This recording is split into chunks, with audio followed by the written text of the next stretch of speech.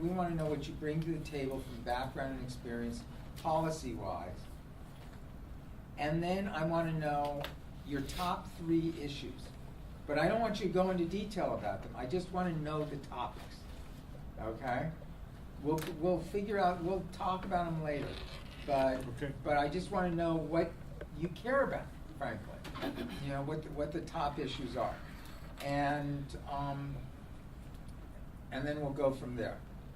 So let's start with you, Franklin. I just want to say thank you very much for the invitation. I really appreciate it.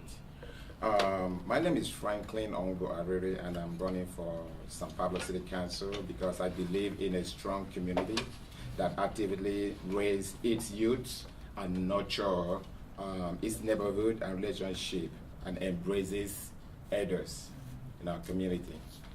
And I know since moving here in San Pablo, you know, it's been a place that has been. When was that? I think it was 2004, 2005. Mm-hmm. You know, something like we've been here for 7 to 8 years. Mm-hmm. So after moving down here, you know, my wife was a pastor at a church. Mm-hmm. Then when she decided to take a break and pursue a different career, go back to school, we decided to see, do we want to stay here in California or move out? So what do you bring experience-wise? For experience, I think I bring the youth. You know, I really want to work with, you know, the youths and make sure that we do have a lot of things that the youth here in San Pablo we are lacking, especially having a 5-year-old daughter and a son. You know, I want a better place for them here in San Pablo. You know, so if I'm going to live here for 30 to 40 years, I think I need a better place for my kids and everybody around us that lives in San Pablo. Yeah, but what do you bring in terms of your experience? I mean, I understand what you want. Okay. But what do you have to offer? I think I bring working in non-profit organization and all those things, serving people. I think I bring. What non-profit organization? I work with the Christian non-profit organization in San Pablo. It's a Christian non-profit organization. Okay. Yeah, and I work at Oakland. It's another non-profit. What they do is they bring people from different parts of the country on a ship, like a seafaring ministry. So I volunteer on those things. So I think I have the experience, and being a personal trainer. That's how you make your living as a personal trainer? Yes. Okay. Being a personal trainer, I believe that what I bring to the table is my idea and experience of working with people in a group and one-on-one. Mm-hmm. Okay. So what are your top 3 issues? I just need to know what they are. I don't need to hear. Okay, my top 3 issues. That's why if you see, I want to bring strength and security to our city, which is building and maintaining public infrastructure. I'm sorry, what? I want to build and maintain the public infrastructure. Okay. So security and strength and security. Yes. And then public infrastructure. Yes, and build a strong tie between the city and our school. Okay. And develop a plan for a youth in government initiative to involve educate youths Okay. and young adults about the local government. Okay. Leonard, so this would be about your 43rd council term? I look good for my age, don't I? Which would this be? This would be when were you first elected? 4th term. This would be my 4th term. Okay. So you were first elected when? I first was elected in 1988. 1988. Yes. So this is more than your 4th term.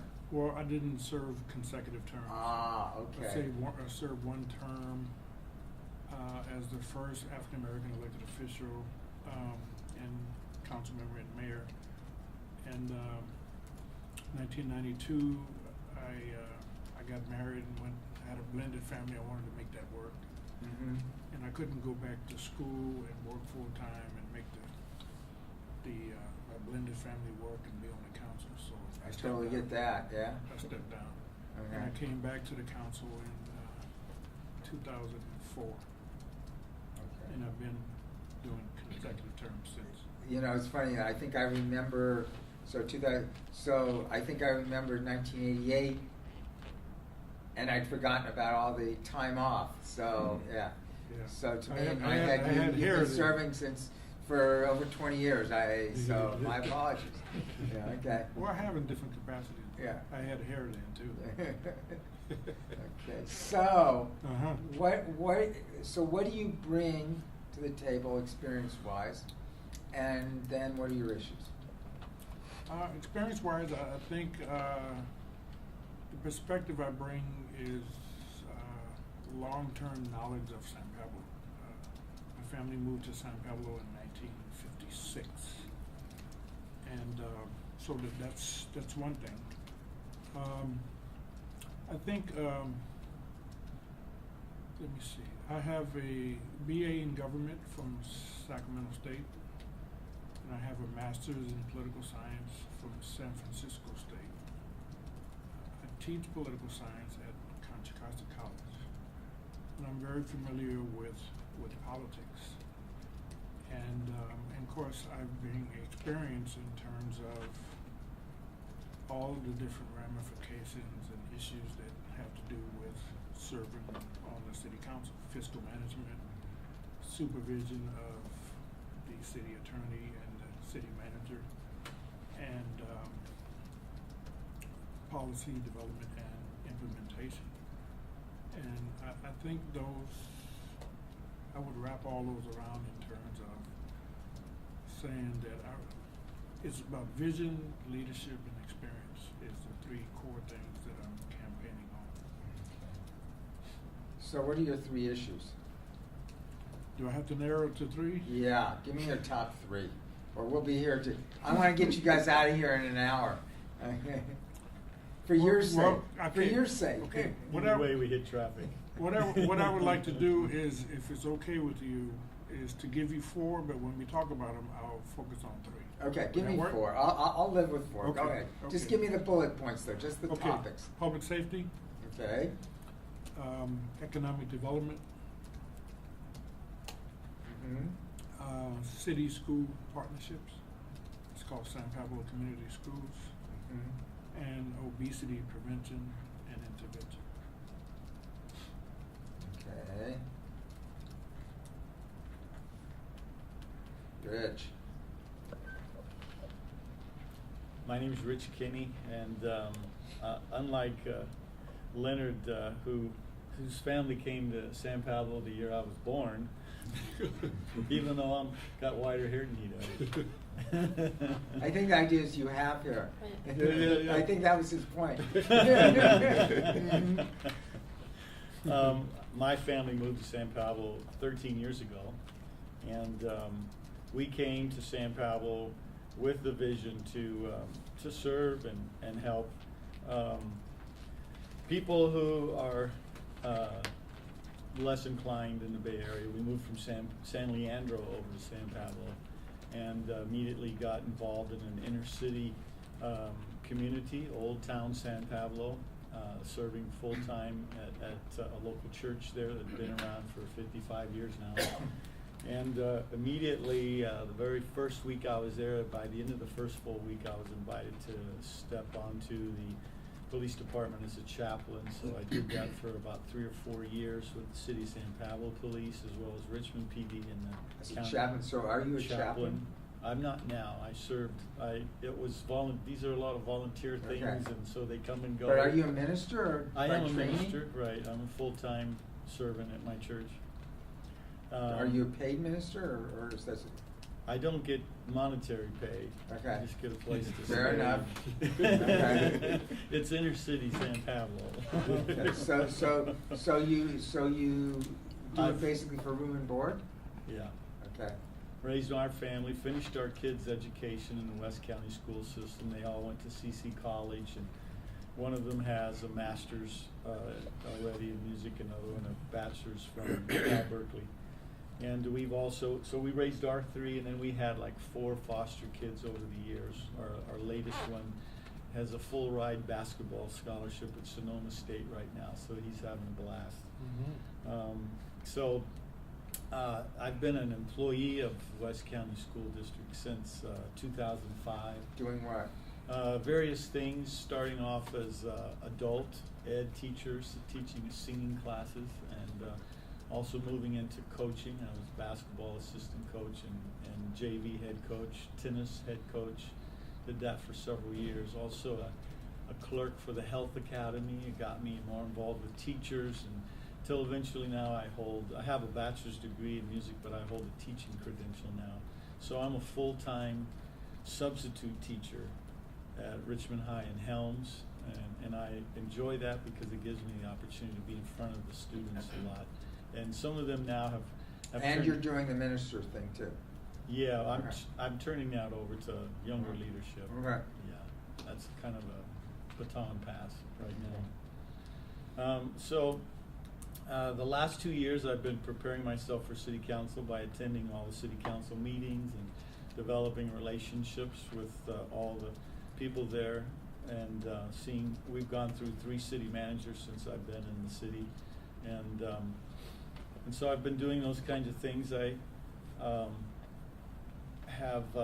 served right now on the zoning ordinance committee, the committee on aging at the senior center, doing advocacy for them, and I'm also serving on the steering committee for the Helms Community Center that we're developing. So what are your 3 issues? My 3 issues basically are, I got 3 bullets, That's but all I want. they're more than one word. Okay, so the first bullet is public safety, fiscal accountability, business friendly, healthy families, and interactive. That's one bullet? Community schools. Yeah, these are absolutely essential for a strong. Yeah, okay, but strong it sounds city. like you just gave me 4 bullets. So- Public safety, Fiscal accountability, business friendly, healthy families, and community schools. that sounds like 5 bullets. Okay, fiscal accountability, Ongoing, yeah, we have that in San Pablo. public safety, fiscal accountability, Business friendly, healthy families, and community schools. okay, Those are all things I'm already involved in okay. various ways. Those are your top priorities. That's one. Okay. The other thing I want to work on is moving from taking a better closer look at our general plan. Sometimes being overly busy without a clear direction leads to more hiring, more Yeah. frustration, Okay, so general plan. more expense. And what's the third? As I think that the residents of San Pablo deserve their own community center with gymnasium. Okay. We're the top obesity rated city in West County, so Okay. the soccer fields aren't enough. So Cecilia, you are on. Okay, my background is I was a court reporter for 24 years or more. I worked in the San Francisco court and all different departments. I got to see all kinds of different aspects of life, I the bet good you and did. bad, and so that gave me a very good indication of the kind of work that I wanted to do after I retired. I have a bachelor's degree in organizational behavior, and I moved to San Pablo and met, actually, Leonard was the first one I met when I moved to San Pablo. And when did you move there? 2003. And began to be involved with the community and helping register voters and just meeting people and discussing about what their issues were and focusing on, it actually helped me focus on where I wanted to work and help out.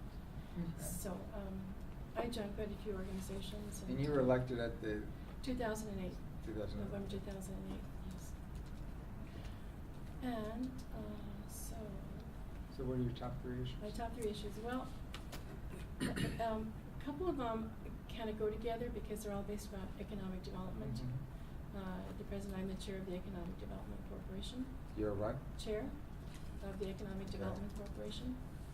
And So what are the issues though? my issues. Yeah. The economic development has its own issues. Okay, and that they're economic going development. And those are we'll be focusing on job training, assisting small businesses. And so what's your pretty second much. issue? But my second issue is I'd like to work with public safety. The constituents that I've talked to have talked to me about, when I'm talking to them about, they like more public safety Okay. and working We'll with come to youth. the discussion of the issue. I just Yeah. want to know what the bullet Yeah. points are. All right, then the other one is expanding youth services. So I have 3 bullet points, but they all come under the economic development portion, Yeah. public safety and youth services. Okay, so let's take it from there.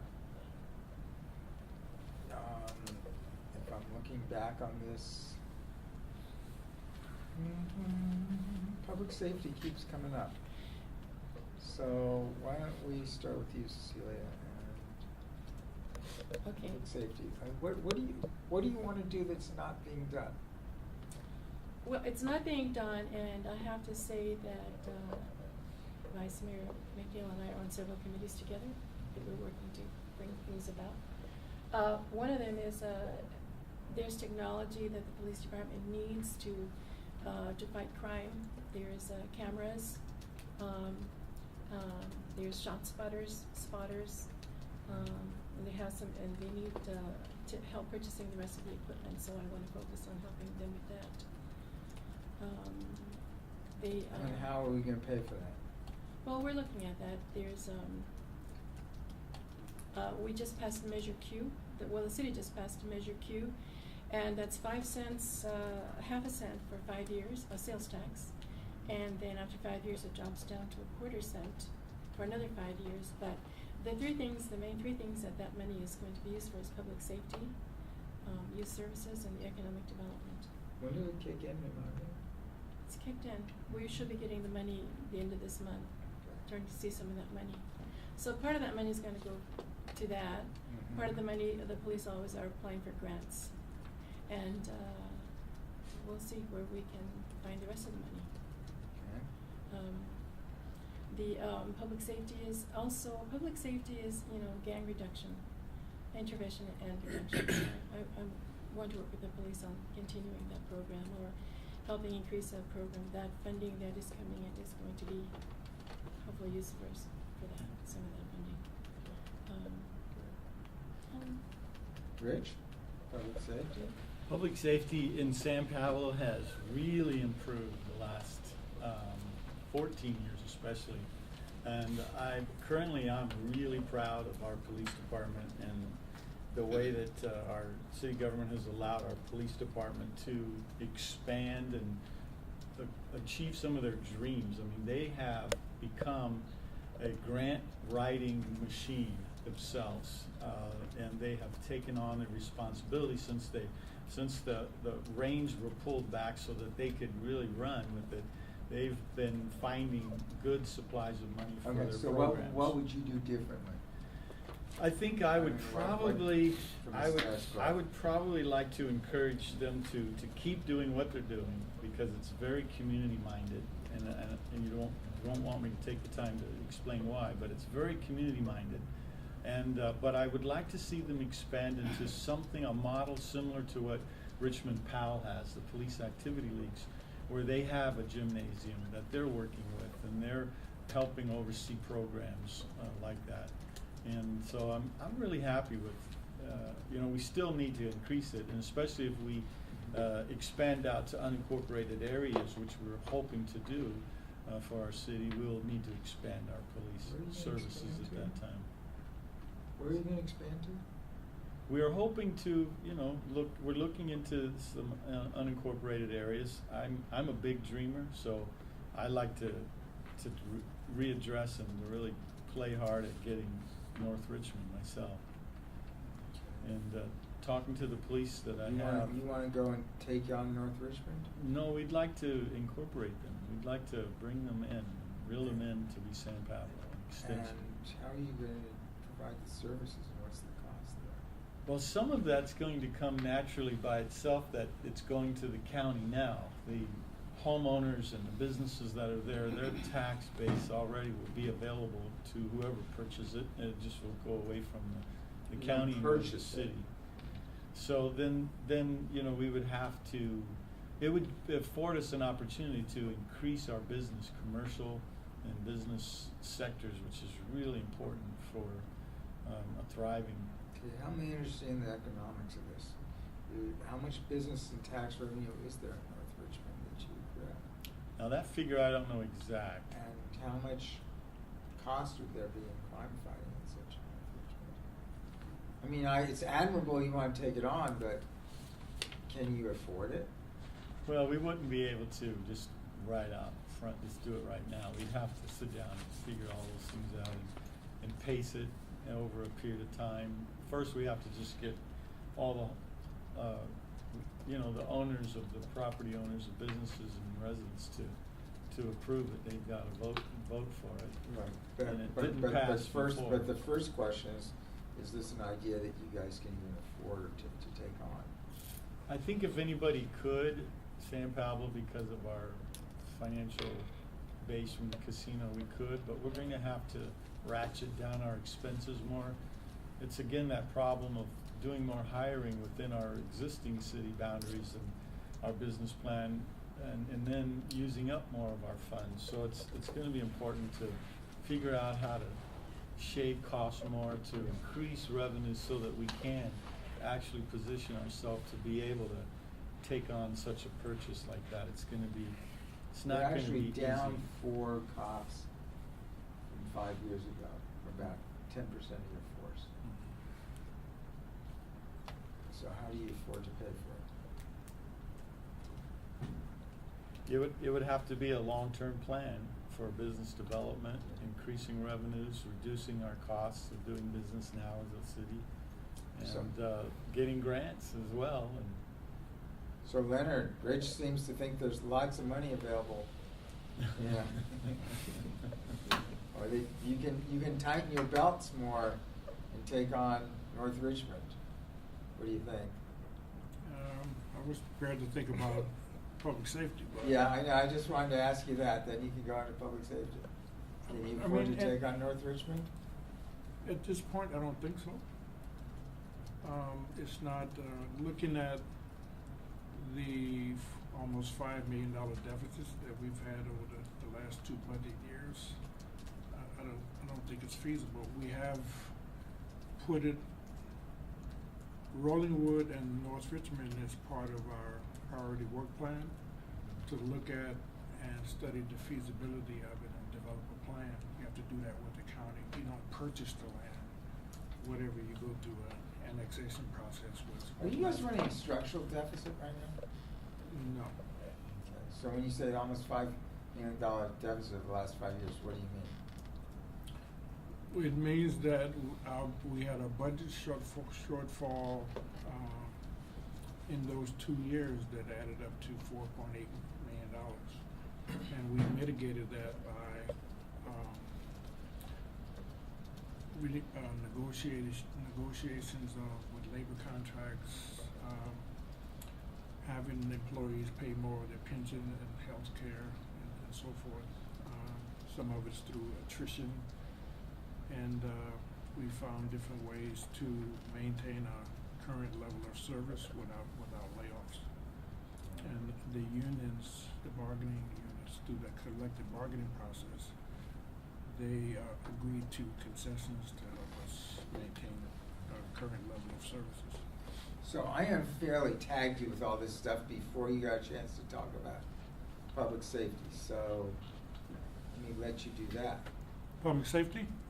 Yeah. It is an issue in terms of the prevalent gang violence, and with Norteños and Serenos, and primarily, although there are some public safety issues that spill over from the city of Richmond, North Richmond in particular, that we have to deal with. There's graffiti issues that's related to, in terms of some of the tagging that relates to gangs. But we have a bike patrol. We have taken back Davis Park, which is our biggest public park there in terms of open space development.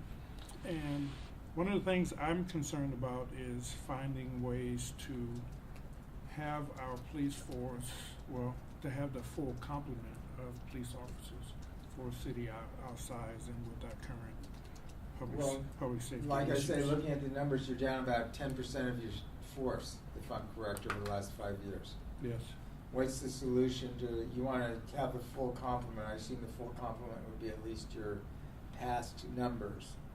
To get back to 4 that, yeah. Yeah, so how do you envision doing that? One way that we looking at doing it is to, well, the first part of that is using technology to do crime prevention and solving crimes. That's the ShotSpotter system, and that is also video surveillance, which we are employing throughout various, what I would call hotspots in the city. So that's one issue where we're trying to increase capacity by using technology. So the technology becomes eyes and ears of officers that we do not have. But the sales tax initiatives, temporary sales tax initiatives from Measure Q will generate funds to support public safety. And that may be the residual income. How much is it going to generate, remind me? You know what? Nobody knows that. I mean, if I could do that, I could buy lotto tickets every time they do. Oh, they have probably a pretty good estimate. Let's see what we wrote. It's Well, Measure Q. the estimate is between 6 and 8 million. 6 and 8 million? Yeah, Over the 10 years. over the 10-year period. Okay. Yeah. No, not per year. Whoa, why? We'll take it. We'll take it. Man, that's almost as good as the casinos. I'm sorry. And there are other programs that are important to us that I want to see maintained, like the bike patrol, like the Citizens Academy, and the Explorers program that is under the police department. And So- those are very important programs that kind of come under the rubric of community policing Mhm. and have the police interact with our residents, extending beyond public safety. And of course, there's the typical and traditional neighborhood watch program that we want to expand. So, I'm just looking at this to see whether we say, yeah, we estimated, reported it would be, oh, wait a minute, no, I'm sorry, how much did we say it was gonna raise? 6 to 8 million. The sales tax, Yeah. it's a guesstimate, Yeah. 6 to 8 million. We estimated at about 4% to your general fund annually. Does that sound about right? Yeah. Okay. But we were concerned at that point that your casino revenues might be dropping off, and that you may need to just hang on to that money to be a guard against the casino revenues. I don't actually think so. The casino's been holding strong. And even in this economic downturn, the revenue that's been coming from the casino has remained steady. And there also have been negotiations and at least discussion of working with the casino to do economic development. They are interested in expanding their portfolio.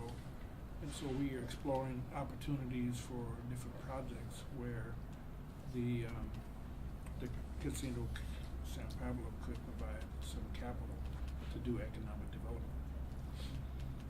So Franklin, you want to take on the big old public safety struggle? I think public safety, first of all, is, we have to try to work with the community, educate them what public safety is, because sometimes it all depends on our police force, which is good, but sometimes the public too have to, be the ears and the eyes of everybody, like having more neighborhood watch and all those things. Then police can come in, want to have trust. So let me ask you, what would you do? What would you change? Well, what I would change, or what I would try to do, is how the community and the police can work together for trust. Because if the public doesn't trust the police, it will be hard for them to call the cops or anything. So we have to make sure we bring that together first. You know, the trust issue. You know, yeah, the police in San Pablo, they're doing great jobs, you know, and all those things, but we want the public to be able to come up to them, you know, and talk to them freely without being questioned or asked. And whenever they call, they feel like the cops will come, you know, which they are doing, but we need, for that's one thing about public safety. Because sometimes when I go out and talk to people, they said, hey, the San Pablo police, they're doing great jobs. The San Pablo police is doing great job, but sometimes we're able to go up to them and shake their hands and tell them how good job they're doing. You know, so when I go out and I speak with the police, I tell them, listen, the public need more of this from each and every one of you. You know, sometimes it doesn't have to be a crime committed before you drive down there. So they just drive and stop and shake hands with people, because those things will improve the public safety. Okay, so what And- you're really talking about is sort of at a micro level, you know, of tactics that could be used. Is there an allocation of resources or a strategy, you know, financial strategy you see for public safety that would make a difference? That Have you more want? light on the street, not just the main street, like little streets around the city, around the streets. We need to have more visible lights, so that when people go out to work, they can see where they are going. So we need to spend more money for, you know, more infrastructure, have more safety lights. Great. Kathy, welcome. Can I Thank ask- you. Can I ask a question there? Sure, absolutely. What would be the process if we forgot something and want to go back and You can interject? chime right in, just make it quick. Go for it. What did you want to say? One of This the is things- pretty informal. Yeah, okay. One of I the mean, things you that- guys aren't getting crazy like some of these past groups where, you know, I have to lasso them, you know? Well, one of the things that we have been talking to the school board with is the issue of SRO, school resource officers. School resource, okay. San Pablo Who would is- fund those? Well, that's the issue. Yeah. San Pablo now is the only school, or only city in the school district where the school district does not pay for SRO, school resource officers. Why don't they? That's a good issue. We've raised it with them. It's an equity issue, and we expect that it would be addressed in another next budget Well, it's an equity cycle. issue from your side, how do they see it? They recognize that it's an equity issue. They haven't put forth a particular viable I mean, solution. why would they only in one city's schools? That's a question for them. So we've been asking. That's a question for Yeah. them, but Okay. I raise it because we have 4 officers, and each officer is roughly $180,000. And if the school district would honor that responsibility as they do in other cities, that would free up money from the general fund, you know, that we could put back into our police department. So I forgot that, I wanted to mention that. Okay. Even if they funded only half of them. Yeah, that's kind of bizarre. Okay. Can I Yes. pipe in on the same issue? Okay. You're on too, okay. Being involved with both the school district and the city, I've been able to attend the meetings for both and talk to a lot of the school board members about these kinds of issues. And one of the things that I notice is because we in San Pablo have been generous to help support, like Lake School, that we prevented the closing of that for about 3 years. And I think we're finding that the school board is happy to hold off making a decision that, yes, they'll make a commitment to go ahead and fund these kinds of things, the SROs and other things, as long as holding off, hoping that we'll be the nice city we are to offer the funds. Keep paying for it. And so, you know, as long as we pay for it, they're gonna take it. And Okay. they are hurting in money, but they have their opportunities. We see the same process at Richmond High School. Okay, so let's back up for a second. Kathy, welcome. Thank you. I'm gonna ask you, we're gonna back up a little bit so you can get caught up on a couple of things here. What I ask people is, real quickly, I want your policy background and your experience that you bring to the table. We assume everyone wants to serve and all that. I wanna know what you bring to the table, And I also want to know what your top 3 issues are. I don't want you to expand on them, I just want to know the bullet points. Very well. Good afternoon. Good afternoon. So I'm an incumbent city council member. I was appointed back in April. And my policy experience, in addition to having served on the city council since April, I have about 16 years of experience as executive director of a not-for-profit organization that serves Northern California's vulnerable populations in workforce, youth services, family services. For the past 10 years, I have sat on multiple community boards at the level of leadership, obviously, and that includes most recently the San Pablo Economic Development Corporation, which is a policy organization that oversees job training, local business support, as well as youth services. I also sit on the youth councils for both Richmond and Oakland City Councils. And I was vice chair of the Central City East Project Area Committee in Oakland. And finally, at the leadership level, policy level as well, I also serve as a community advisory board member What's for your JP training? Morgan Chase. Pardon? What's your training, education, and so forth? I graduated from UC Berkeley, and I also went to the executive MBA program at Golden Gate University in San Francisco. And what's your degree in at Berkeley? It was urban planning and economic development. Okay. And then you And asked then you went to Golden Gate for what? for the executive MBA program.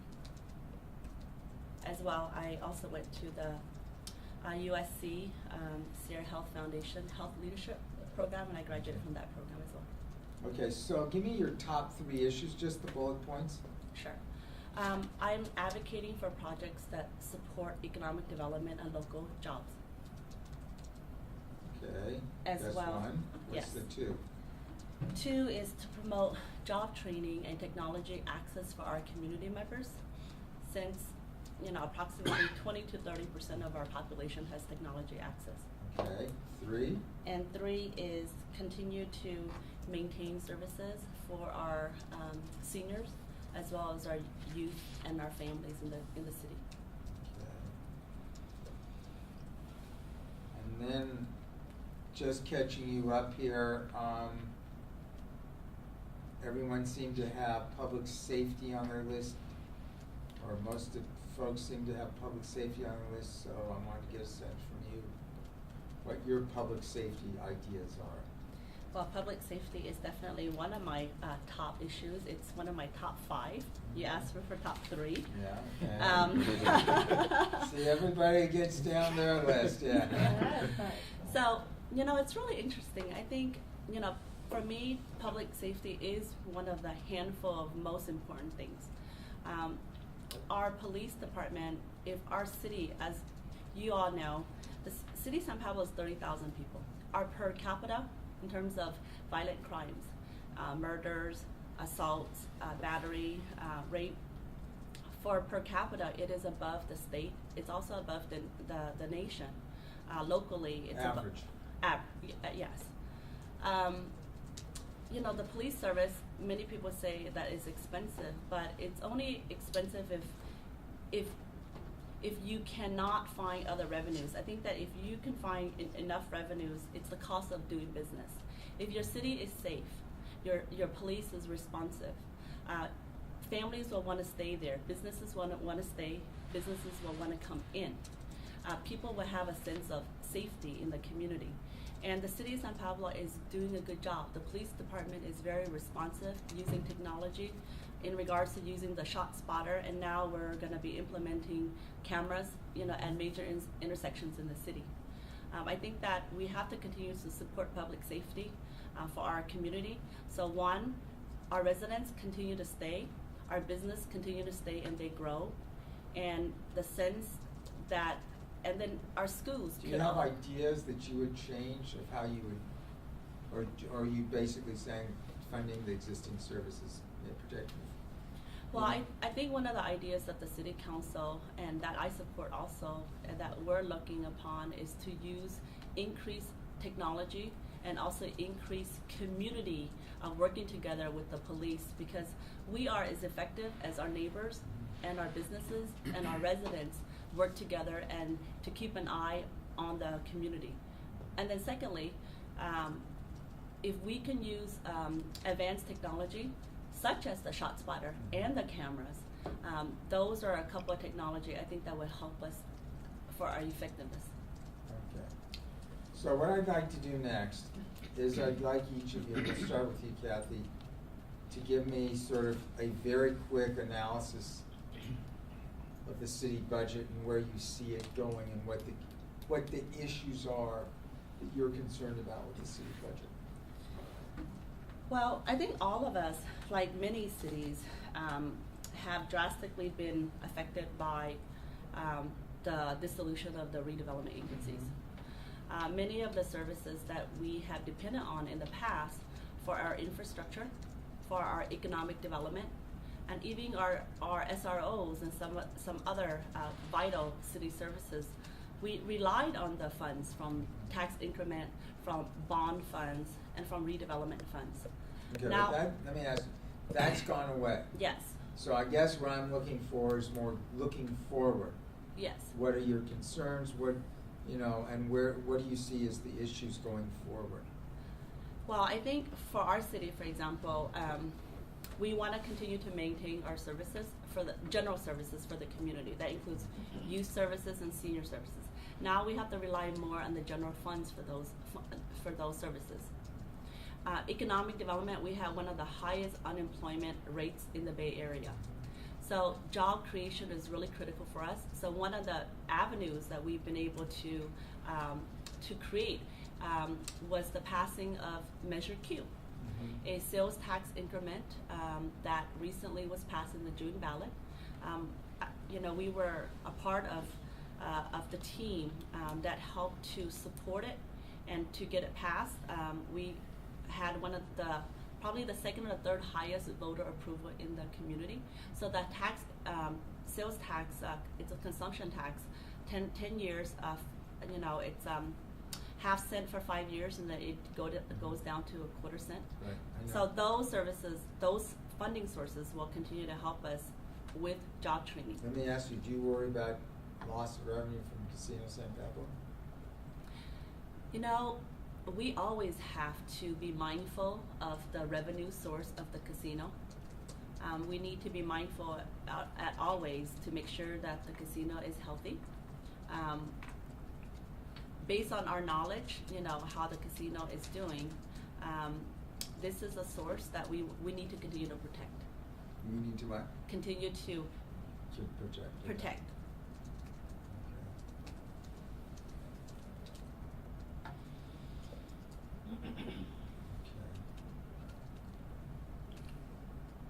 Franklin, what's your assessment of the city budget? I think, as Kathy said, every city, is going through a lot of problem right now financially, and for us to keep San Pablo finance going, we have to see, first of all, improve the education system in San Pablo, because that will bring more people into the city. But I'm asking a much more raw numbers because. Oh, go ahead. I'm sorry. Yeah. No. What? I'm just trying to understand the finances going forward. I'm not sure that education in the next few years makes much difference, does it? Well, right now. I mean, obviously, it's an investment for the future. Yes, but right now, due to the problem every city is facing right now, and sometimes if I work the other city that surrounds San Pablo, they all have good education, and because of with those good education, a lot of families that are working class families tend to move into those cities and spend money, because when you have more literate people moving into your city because of the school, they tend to spend more money and make use. Yeah, I get that. I'm just saying in the short run, is that going to make a lot of difference in the short run? Yeah. Well, first of all, it's like going in and finding out how much do we bring in and how do we spend our money. where do we spend it? Are we spending wisely or not?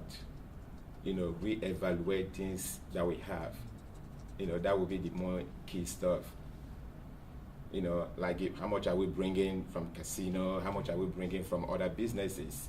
And yes, we'd like to bring in more business in San Pablo so that we don't have to depend on casino, because we don't know what will happen tomorrow or 10 years from now. So we have to build more businesses, outside business and local business. So how do you do that? You mean bringing local business or? We'll tell you, we'll come back to that in a second. Okay.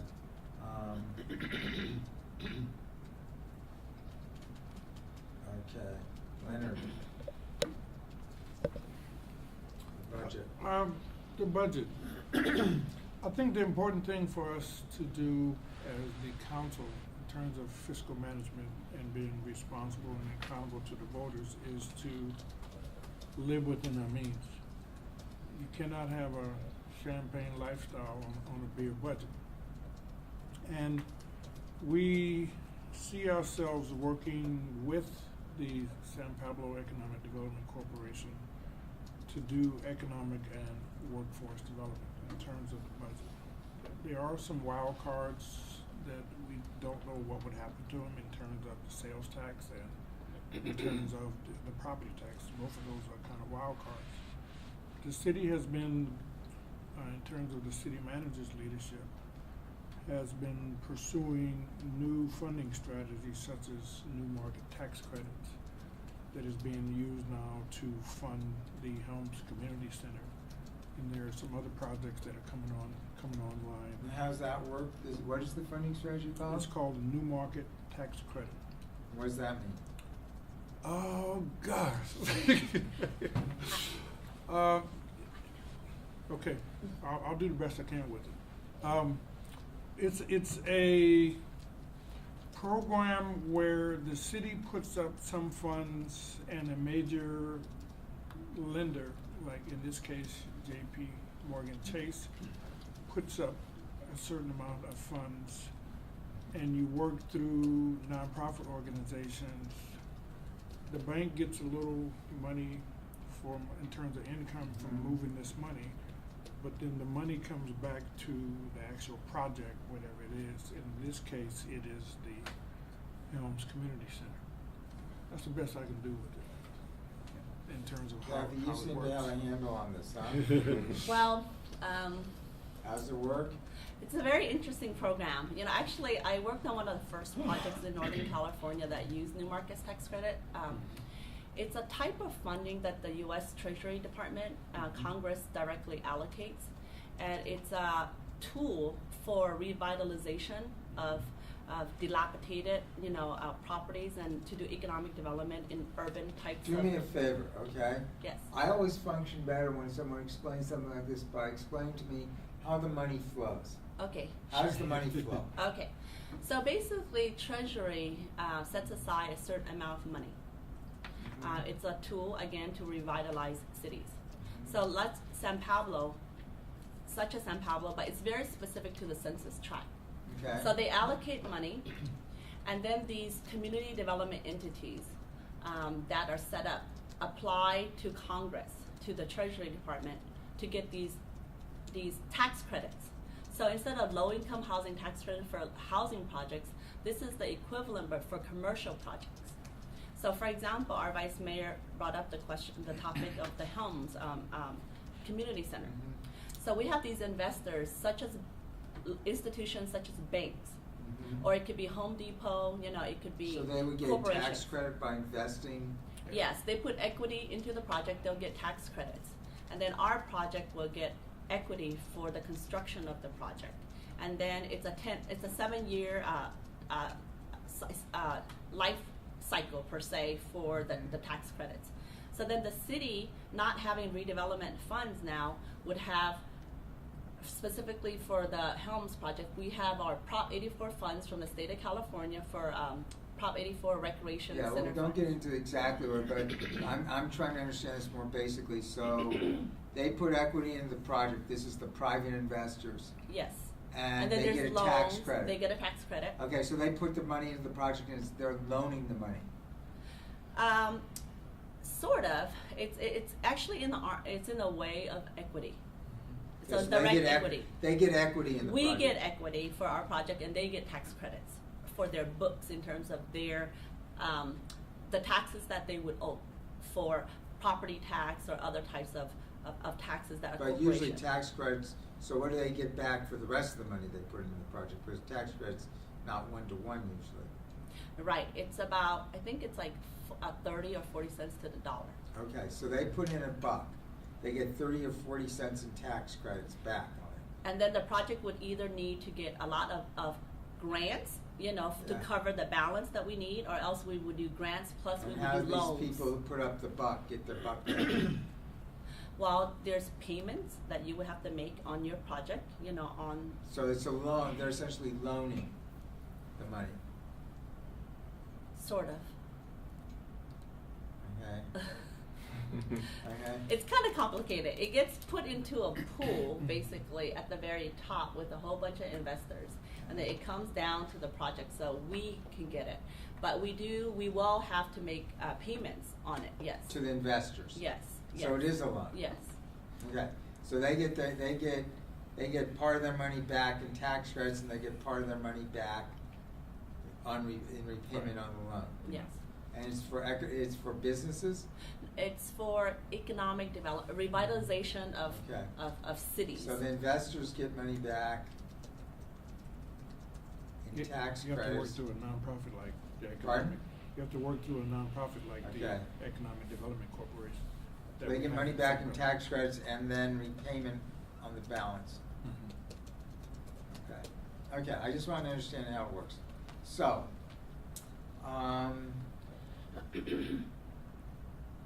so let me back to you, Leonard. Are you worried about, what are the weak spots in the budget?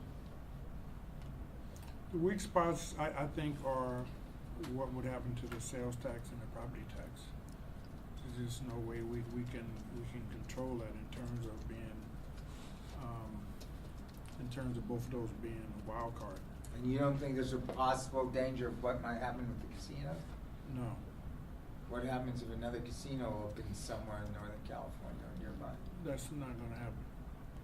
Only because there were 2 new casinos that were tried to come in North Richmond and Point Malati, and the Department of Interior and the Bureau of Indian Affairs really rule against both of them. Those I know, but what happens if there's one, say, somewhere else in the Bay Area or something? In the Bay I Area, mean, one of the big that's- selling points of Casino San Pablo is it draws Yeah. regionally, supposedly. Well, what happens if there's another regional draw? Do you guys worry about that? I don't personally worry about it. I don't think our city manager is either, because one of the 2 things that happened in Point Malati and the proposed casino in North Richmond, the way the rulings were made, proposed casinos would try to use those same 2 methods to come into the Bay Area in terms of urban gaming. And there's been rulings around those 2 issues, unless they come up with another model to try to have an urban casino that I don't know about. So I'm not concerned with it. The casino has been holding steady. I do personally would like our city to be known for something beyond having Casino San Pablo. Okay, what would you like that to be? Well, in terms of, we have a community college, Contra Costa College, and we have a major public hospital. We could be a college town and a town that has a hospital and that focuses on health and wellness. And it's not to knock the casino, they've been a good corporate neighbor, but I would rather that we have a diversified kind of funding base, which is why we are emphasizing economic development through the Economic Development Corporation, working with the casino who has operating capital, and they have expressed interest in diversifying their own portfolio. And so that's what I would like to see. How do you see the budget? Well, based on the city's information on the city's website, there's a 2-year budget of $38 million.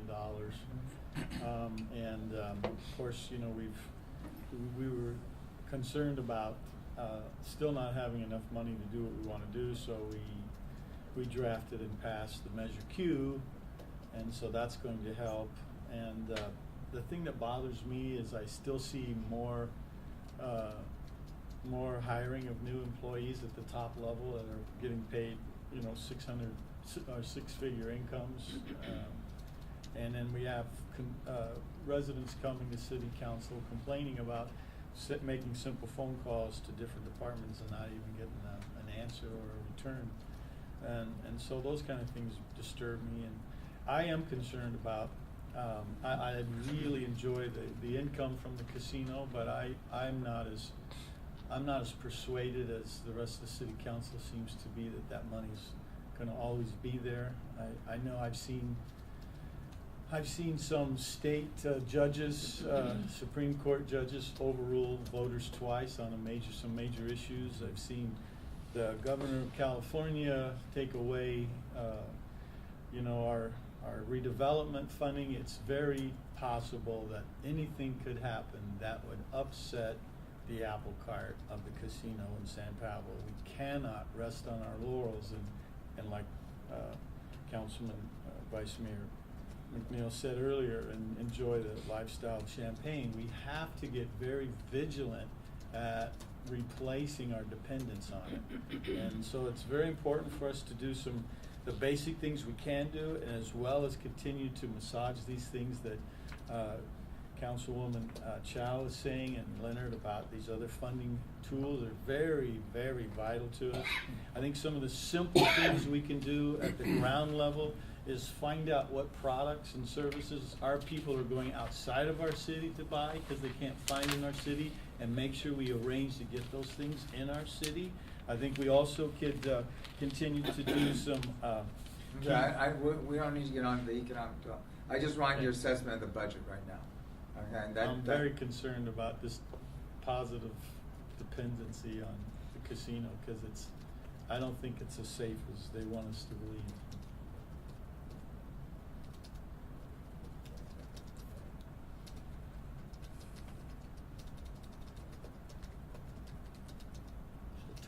The clock is ticking quickly on our window of opportunity. Okay. Celia?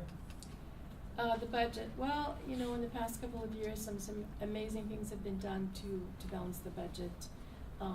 There have been incorporating different departments and making it leaner. The whole city hall as a whole reduced expenses by 10%, and that includes us. And we balanced the budget. What we have is, in terms of how we balanced it, is through retirement, through attrition, but all looking those. But forward. we have right now. We also started a budget stabilization fund. We have $2 million in that. So we have been saving, but we've also been putting money aside on top of our 50% reserves that we have. I think that I'm hopeful, and I think that we have a bright future. I think we have, for instance, the Circle S project development. When the hospital is wanting to move into that area, into that spot, also we have plans for more bringing businesses to. What the do city. you think the future of the casino revenues is? I think it's not only stable; it's been increasing. And I think it's. So you don't worry about it? Well, I'm not worried that they're going to fold, or I think that what I'm looking at is how can we develop more income, more revenues on our own, aside from the casino, and that's what we're focusing on. Whether the casino is going to be there, they're going to be increasing their revenue, but we're also looking at alternative methods to bring in revenues, and that, as part of that is the Economic Development Corporation. Okay. Let me back up for 1 sec here. Franklin and Kathy, starting with you. Well, actually, Franklin, you did answer this. Kathy, do you worry about Casino San Pablo and the revenues in the future? You know what? I don't worry. I think that we know that it's right now it's the source that we have. It's keeping our city running. We need to protect it. What we need to do is concentrate on developing other revenue sources, developing our sales tax through developing businesses, making sure our community is safe so that our property value, our schools are improved so the property values can increase, making sure that our vacant properties are filled in the city and so that sales tax revenues are coming in. If we develop hotels, if we develop convention centers, we can get other types of revenue. And so I'm not worried about it. I would focus my energy on developing other sources of revenue. Yeah, let me ask you guys some quick issues that have come up. One of the questions I gather is, why don't you guys videotape your meetings and put them up online? Kathy? That is something that we want to do, and we have been working to make happen. It's in our priority work plan for the city council, and that's something that we're working to make happen. We want to do that. I understand you really don't have much of a turnout for your council meetings usually, right? You want to ask me? Yeah. You know, we want to have our community come to the council meetings more. I think that one of the challenges that we face in our city is that we have a very, we have a community that is not as engaged in the city council and the business of running our city. But we do have some very regular people who come. They do read the newsletters that we send out every quarter. Okay, so do you think videotaping would help? I think videotaping, yes, it would help. I mean, right now, our... So what would it take to make that happen? Funding and technology. What's involved? Well, technology exists. Yes. We need to reorganize our How much is involved? council. You know what? I think maybe our vice mayor might know a little bit more Okay. on the budget. We'll let the vice mayor get to it. I'm gonna cut it over to you, Throw Leonard. it back over here. But we're not gonna let him skip ahead. We're not gonna be able to pass it off that easily. Franklin, Yes. what do you think about videotaping the meetings? I think it's good so that we can reach our community. You know, it doesn't matter how small San Pablo is, we need to videotape, you know, the meeting we're having so that it's like transparency. You know, when we say, oh, if you don't come, no, you know, even though you get this stack of book, not everybody reads those books.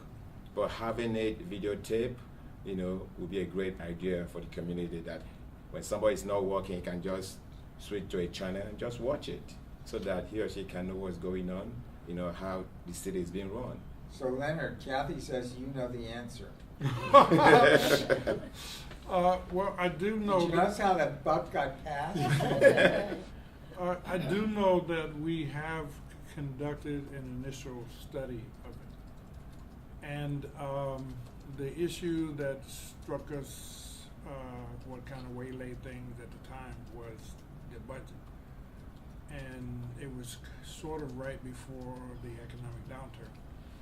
And when we started having fiscal issues, it wasn't a priority.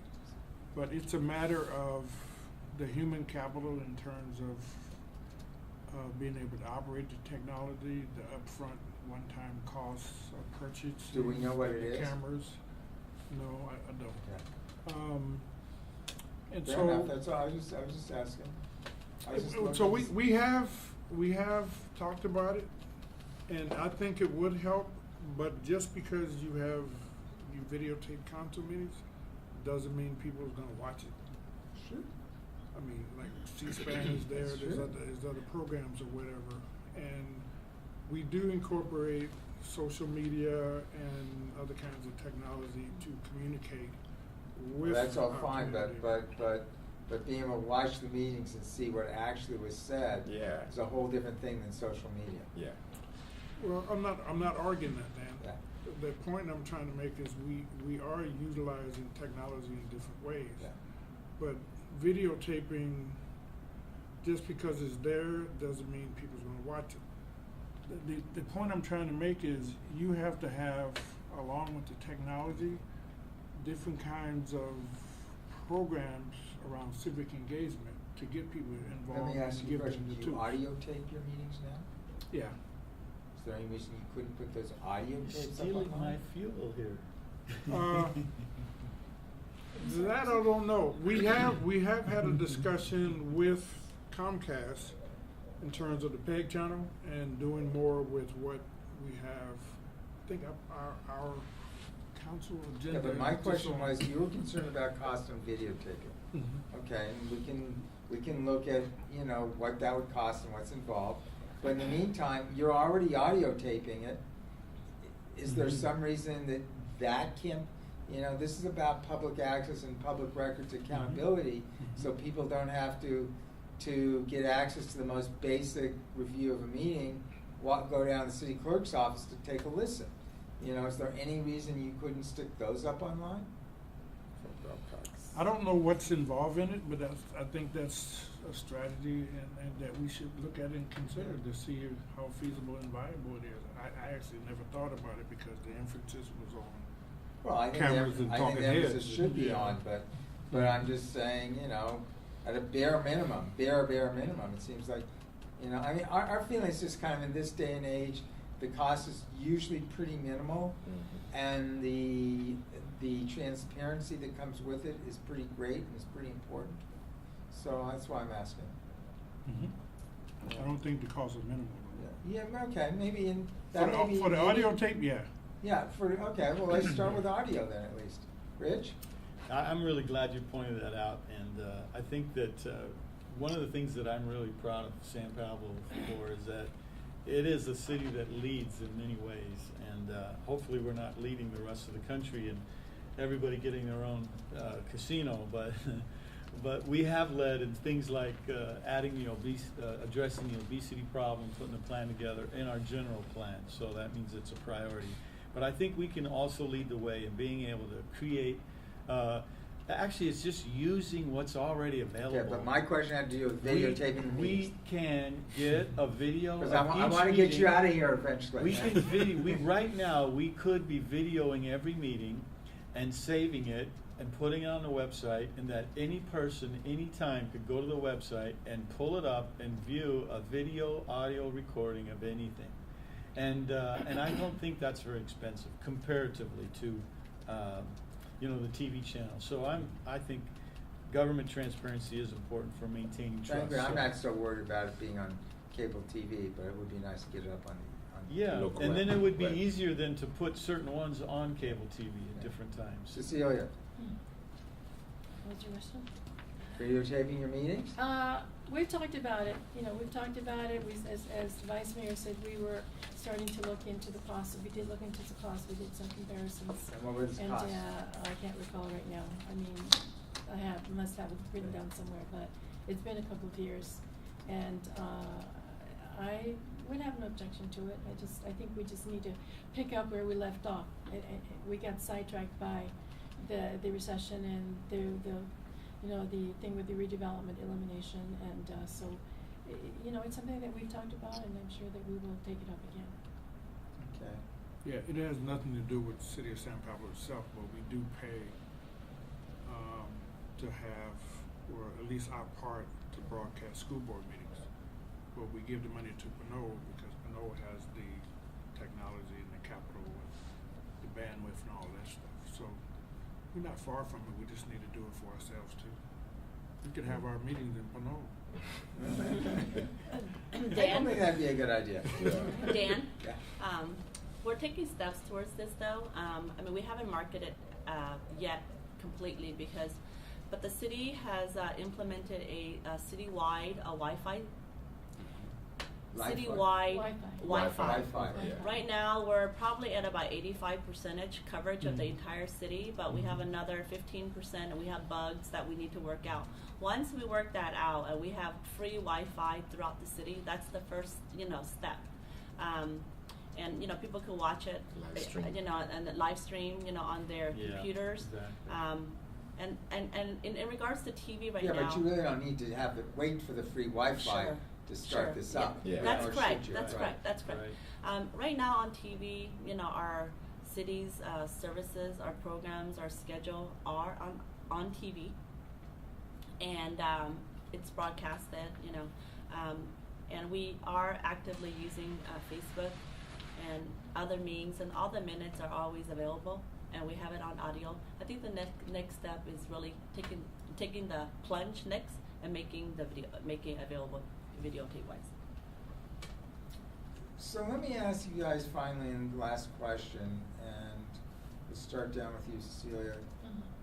Tell me your evaluation of what's happening with the city's pension costs and where that leads down the line, what the next steps are.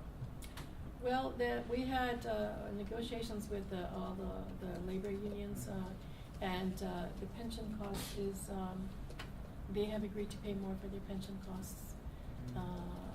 Eventually, we do not have any unfunded pension costs.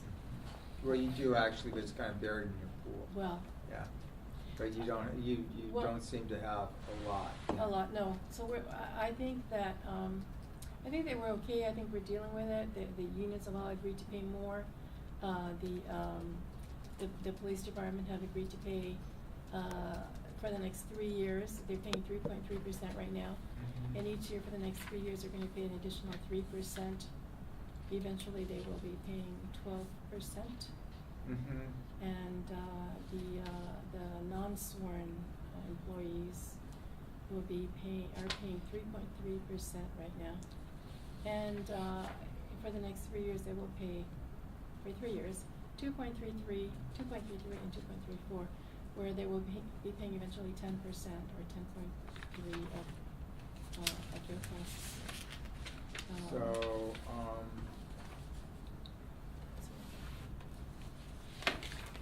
and so,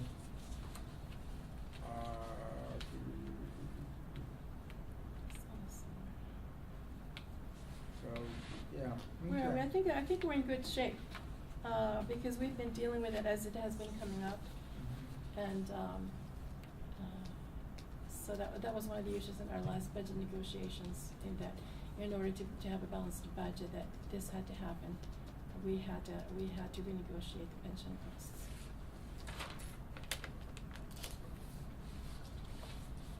Can I add something? Sure. I forgot to tell you, and this goes way back to my qualifications. So I said I have a Bachelor of Science in Organizational Behavior, but I forgot to say University of San Francisco. You can just, the USF. There you go. Okay. And did we talk about economic development? We may not actually Oh, this time. We're shucks, just I gonna run wanted to talk short. a little bit. Did a little bit. Yeah, we sort of did, but we didn't much, but Can I add a little bit if you have time?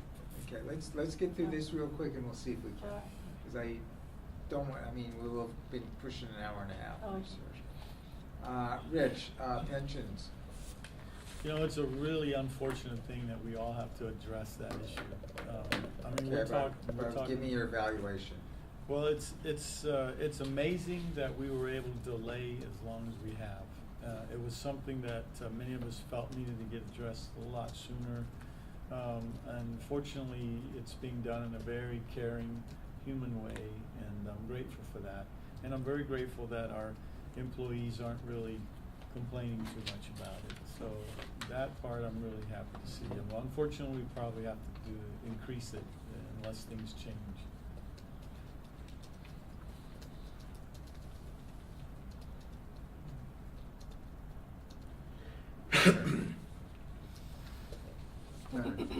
Your assessment of the city's pension future? I think, right now, I think our pension future is solid. Under the current city manager and the previous city manager, Brock Arner, both had the foresight to bring this issue to our city council, where we paid down on it. We've negotiated through the last labor contracts for employees to pay more into it. But there are some things there that kind of worry me about it, and there are things that are out of our control. For instance, PERS just recently gave us an increase of 1.3 million. And a lot of this had to do with this huge construction project that was under construction in New York. And PERS invested in this project and lost $500 million. And because we're in the pool, when there are losses, PERS will take whatever losses they are, in this case, the $500 million, and disperse it out through all of the different entities that are part of the pool. And that's kind of a wild card that we can't control, but it's there, and it could happen. But I think for our own part, I think we're sovereign, we're solvent, and looking ahead, and we don't have an unfunded liability. And I think we're doing much better than a lot of other local. You guys actually do have a problem coming up, but that's it. Well, we can what is discuss yeah, it. nothing We can perfect, discuss but it. I think we Yeah. are fairly solvent, and there's issues that we do know about from our city manager and our finance director. Franklin? I think I would like to sit down with the union, so that we can see and renegotiate what we have. I think most important, I want to see. Didn't they just do that? Yeah. Okay, so we have to see that if we think that it's affecting our budget, and see how we can bring them back to the table, and talk again about it. Because maybe they've talked, everything went okay, but maybe it's affecting the city. So how do we talk to them again and sit again and renegotiate? That's the most important thing. Kathy? Every city and entity, county, state, feds, we have multiple groups of employees.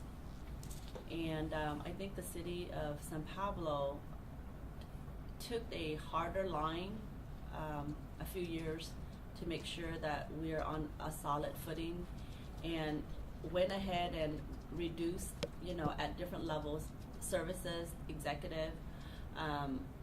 There were cost of living adjustments that were not taken. I think the employer as well as the employee had to increase their contributions. But I think, like any city, to be fiduciarily responsible, as we look at our budget each year, we have to realistically look at that elephant and address it every single years as we're reviewing our budget. Case in point, our city will be doing a sort of a state of the union, on our budgeting and our cash flow. We're going to be developing, our 5-year cash analysis, cash flow analysis. Yes, coming up later on this month, and then also in November, where the specific parties, including the council and the city manager's office, we will be going through our budget. And I think that we can't be too confident that we won't have a problem. We have to address it constantly and analyze our financial situation. Okay, so in deference to Cecilia, let's take a quick swipe at economic development. How's that? Development. Thank you, appreciate it. So, She doesn't mind being here a little longer, just like you have. So minutes. you all are gonna be here too. Put a timer on it. You're on. No, I just, in terms of the Economic Development Corporation, the things that we're looking at, and the things that I'm looking at is we want to help the small businesses get stronger. I have brought the Western Regional Director of Small Business Administration into the fold, and she wants to work with us, and she wants to work with our small businesses and help them and go into communities. So she's met the president of the Chamber of Commerce and some of the other businessmen. So I just wanted to add that we are looking and reaching for who can help us, reaching out and bringing organizations or officials into our communities. Rich, can you do it that quickly? I won't be able to contribute as much. Everything that she says about the EDC is true, and it's really good to see them working as hard as they are. And it's great to have Kathy Chow a part of that. She brings a lot to the table. I just would also like to piggyback that it is going to be important for us to keep increasing our training programs for the unemployed and the underemployed, and also creating the ability to train people how to run a business, how to start and run a business and manage it, and do some mentoring with them on that. I think we're doing some of that already. Just want to see it increase. Leonard? The city is moving now in terms of its two members that serve on the board of directors for the San Pablo Economic Development Corporation. We're moving to do a couple of things. First is build out the Circle S project, a former mobile home park, where the current or the new West County Health Center just had the grand opening. And the Economic Development Corporation is going through the process to develop a strategic plan, and that strategic plan will focus on economic and workforce development. You have to do both of those together. Franklin? Yeah. I think listening to three of them, I think we have to keep doing what we're doing right now. But the most important thing is when we have small businesses or local people, we have to support them more in every way they want. Because sometimes we can have small business, then after a few months, they will bring a bigger franchise business. So what happens is it takes them back. So we have to make sure that if we have like a computer, a place that they fix computer, a small person that just started fixing computers and everyone loved that person, we don't want to bring a big franchise of computer engineer down there. It's going to affect. So how do we make sure we walk a fine line and make sure that we keep their business going, so that when other people want to open up business, they don't feel that, oh, when I open up business, 1 year a bigger business will come and take over. So those are the things we have to assure and promise our citizens or small business, that we'll make sure that those things doesn't happen, and we're going to support you. How do we do that? Hmm? How do you promise that there won't be competition? Well, it's not that there won't be competition, but I mean like a competition with a big. How do you ensure that? Well, we have to make sure that when a big company that is coming, we have to make sure that, okay, listen, we already have this here. It's all about. Did you turn away a big company? Well, it's not turning away, but we have to find other alternatives. I think that's the problem, because when you go to all these little cities, people work with them. I don't want to have a small business and tomorrow a big franchise business will come. What do you think we have? It's going to. I know competition is good, but we have to give our citizens, our community, that okay, you can have your own business. There's no problem about it. We won't bring any kind of, big business down here to take over your business. I think those things, because when I was saying this, there was a teacher that I met that lived in San Pablo. That's what he said. He said like he's thinking of opening a computer workshop. What are we going to do to make sure that he succeeds in San Pablo with his small business? Instead of I open up his computer, 1 month a big franchise will come. That would be a blow. So those things, we have to see how we work those things. Kathy? Oh, I get to be the lucky one? You get to be the lucky one. We're going to round this up. Okay. Yeah. So I Quickly, think, please. besides focusing on our local economy, making sure that we are supporting local businesses by shopping local, keeping our tax dollars locally, flowing locally. We have to work with our major employers and, help them expand and hire more local people. Make sure our vacant lands or our vacant properties are leased up, so, we continue to get more revenue. We have to take a regional approach in our economic development, and I think that that's what we're doing. With Lawrence Laboratory, Berkeley coming into Richmond, with the Whole Food Distribution Center that was recently approved to come into around Richmond, San Pablo area. And then with the logistics and the port expansion projects in Oakland, San Pablo has a East Bay Works one-stop center. And we will be working, with the county and with our neighbors to take a regional approach. And I think that in terms of economic development, that will help our city as well. Folks, thank you very much. We very much Thank appreciate you. your time.